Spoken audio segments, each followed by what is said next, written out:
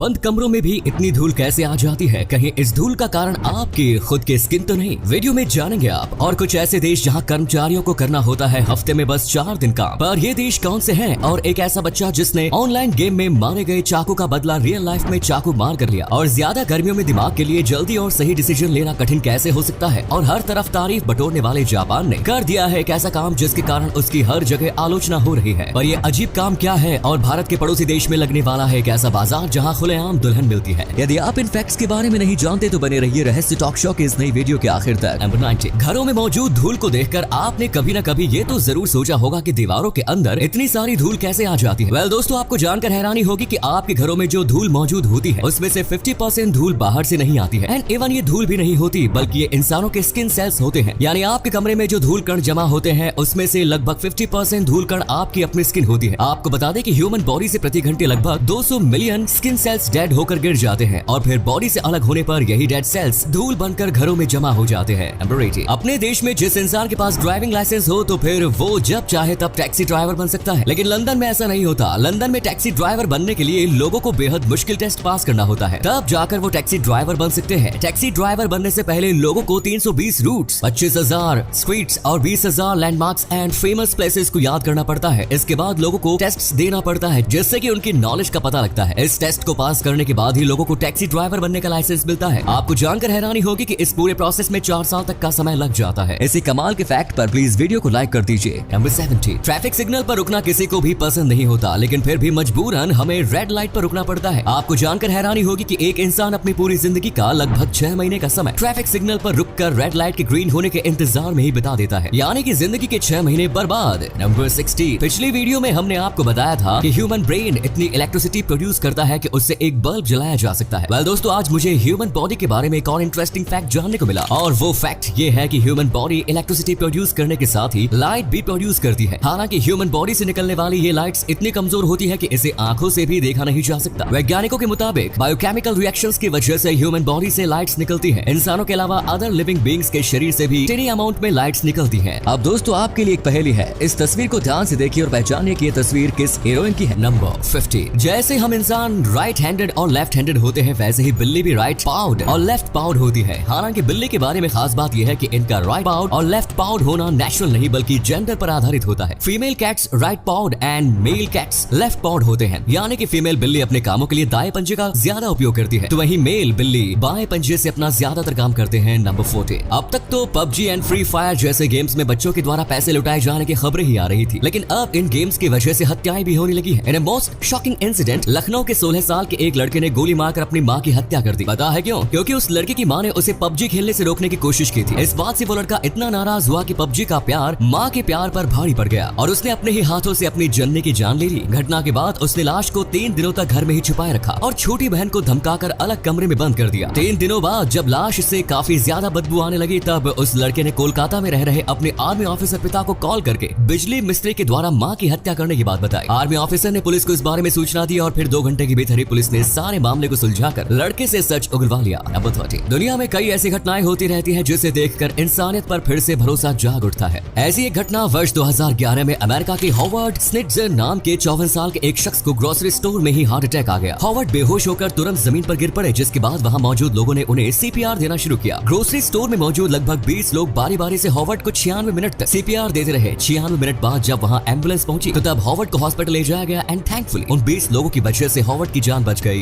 India में आज भी कई ऐसे वर्क फील्ड हैं जहां सप्ताह में 1 दिन की भी छुट्टी नसीब नहीं होती। वहीं दुनिया में कुछ ऐसे देश भी हैं जहां अब सप्ताह में 3 दिन की छुट्टी भी दी जाने लगी है। सप्ताह में सिर्फ 4 वर्किंग डेज वाले देशों की लिस्ट में अब ब्रिटेन भी शामिल होने वाला है। ब्रिटेन की लगभग 70 कंपनियों ने 4 डेज वर्क्स वीक का ट्रायल करना शुरू कर दिया है। इस दौरान कर्मचारियों को सप्ताह में सिर्फ 4 दिन काम करना होगा, लेकिन उन्हें सैलरी पूरे महीने की मिलेगी। इसी अमेजिंग फैक्ट पर प्लीज दोस्तों इस चैनल को सब्सक्राइब करके इस घंटी को जरा दबा दीजिए। नंबर 11। एक नॉर्मल इंसान का दिल 1 मिनट में 70 से 100 बार के बीच धड़कता है। वेल, ये तो हमें स्कूल में ही पढ़ा दिया गया था। तो अब हम 1 मिनट की बात छोड़कर 1 साल और पूरी जिंदगी की बात करते हैं। तो चलो जवाब दो, क्या आप जानते हो कि एक इंसान का दिल पूरी जिंदगी में कितनी बार धड़कता है? अगर आपको जवाब पता है तो वीडियो पॉज करके आप कमेंट्स में बता सकते हैं, और नहीं पता तो बस वीडियो देखते रहिए, मैं बताता हूँ। दुनिया में इंसानों का जो एवरेज लाइफ टाइम है उसके अनुसार एक इंसान का दिल पूरी दुनिया में 3 बिलियन बार धड़कता है। वहीं अगर साल की बात करें तो 1 साल में इंसान का दिल 35 मिलियन बार धड़कता है। नंबर 10। आजकल के युवाओं में गेमिंग का नशा किस कदर छाया हुआ है इसका अंदाजा आप इस घटना से लगा सकते हैं। दरअसल फ्रांस के रहने वाले 20 साल के जूलियन बारियोक्स स्पेंट को काउंटर स्ट्राइक वीडियो गेम में एक दूसरे लड़के ने चाकू मारकर हरा दिया। अपने इस हार से जूलियन इतना बौखला गया कि उसने गेम में खुद को चाकू मारने वाले लड़के को रियल लाइफ में ढूंढ निकाला। इस काम में उसे 6 महीने लग गए। गेम में खुद को चाकू मारने वाले लड़के को ढूंढने के बाद उसने गेम का बदला लेने के लिए रियल में उस लड़के को चाकू मार दिया, लेकिन फॉर्चुनेटली घटना में उस लड़के की जान बच गई। नंबर 9, पुराने जमाने में जब कोई व्यक्ति राज्य के खिलाफ कोई काम करता था तो तब उसका देश निकाला हो जाता था। पुराने जमाने में इस कानून को हाल ही में ब्रिटेन के एक 14 साल के लड़के पर लागू किया गया है। वेस्ट मर्जिया के रहने वाले कैलन एवांस नाम के इस लड़के का शहर निकाला हो गया है, यानी इस लड़के को पूरे वेस्ट मर्जिया शहर में प्रतिबंधित कर दिया गया है और अब ये लड़का उस शहर में नहीं रह सका। दरअसल अदालत को इतना कड़ा फैसला इसलिए लेना पड़ा क्योंकि खेलने कूदने की उम्र में ही इस लड़के ने शहर भर के लोगों की नाक में दम करके रखा था। लूटपाट से लेकर धोखाधड़ी और लोगों को धमकी देने तक इसने इस छोटी सी उम्र में ये सारे काम कर डाले। नंबर 8, अगर आप शादीशुदा होने के बावजूद सोशल मीडिया पर किसी अननोन लड़की से बात करते हैं तो अब आप सावधान हो जाइए, वरना आपका भी वही हाल हो सकता है जो इंदौर के एक शख्स का हुआ। ये शादीशुदा शख्स फेसबुक पर एक अननोन लड़की से काफी मीठी मीठी बातें किया करता था। प्यार के दावे करते हुए लड़के ने लड़की को ओयो में भी बुलाने की कोशिश की एंड इवन उसने उस लड़की से शादी करने का भी वादा किया। एंड यू नो वो लड़की कौन थी? वेल, वो लड़की उस शख्स की अपनी पत्नी ही थी। जब इस महिला को अपने पति के कैरेक्टर पर शक हुआ तो तभी उसने फेक अकाउंट बनाकर अपने पति की ईमानदारी को परखना शुरू किया। नंबर 7, दुनिया में कब किस चीज की कीमत लाखों और करोड़ों में पहुंच जाए कुछ कहा नहीं जा सकता। अभी हाल ही में Johnny Depp and Amber Heard के बीच चल रहे केस की चर्चा पूरी दुनिया में थी। इस केस के ट्रायल के दौरान इन दोनों ने जो ट्रायल रिस्ट बैंड बांधा था वो बैंड अब एक वेबसाइट पर 3.8 लाख रुपए में सेल के लिए अवेलेबल है। एक मामूली से रिस्ट बैंड के लिए इतनी ज्यादा कीमत, अनबिलीवेबल। नंबर 6, अगर आपको कभी कोई कॉम्प्लेक्स डिसीजन लेना हो तो मैं सलाह देता हूँ कि आप किसी ठंडी जगह पर चले जाओ। अब मैं ऐसा इसलिए कह रहा हूँ क्योंकि जब हमारे आसपास का क्लाइमेट काफी गर्म होता है तो